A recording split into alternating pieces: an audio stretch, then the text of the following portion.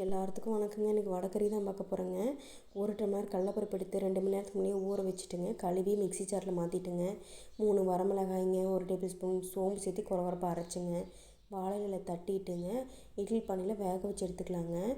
இப்போ மண் பாத்திரத்தை அடுப்பில் வச்சுங்க, தேவையான அளவு எண்ணெய் விட்டுட்டுங்க, பட்டை, கிராம்பு, ஏலக்காய், பிரிஞ்சி இலையெல்லாம் சேர்த்திட்டுங்க, அது கூட 3 பச்சை மிளகாய் கட் பண்ணி வச்சுருக்கிறேங்க, அதையும் உள்ளே சேர்த்திக்கலாங்க. தேவையான அளவு சின்ன வெங்காயம் கட் பண்ணி வச்சுருக்கிறேங்க, அதையும் சேர்த்திக்கலாங்க. இது கூட 1/4 டீஸ்பூன் சீரகம் சேர்த்து அதையும் வதக்கிக்கலாங்க.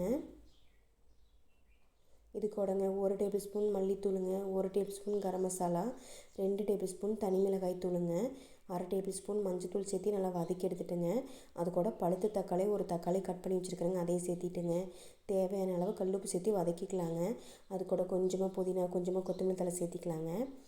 நான் வந்துங்க தக்காளி வணக்கிறப்பங்க இஞ்சி பூண்டு சேர்த்திருந்தேங்க, வீடியோ கட் ஆகிடுச்சுங்க.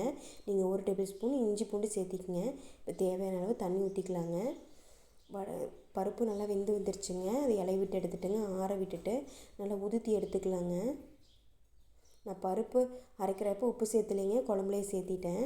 இப்போ நல்லா தண்ணி கொதிச்சு வந்துருச்சுங்க. இப்போ பருப்பு எடுத்து உள்ளே சேர்த்திட்டு நல்லா கலந்து கொடுத்துக்கலாங்க.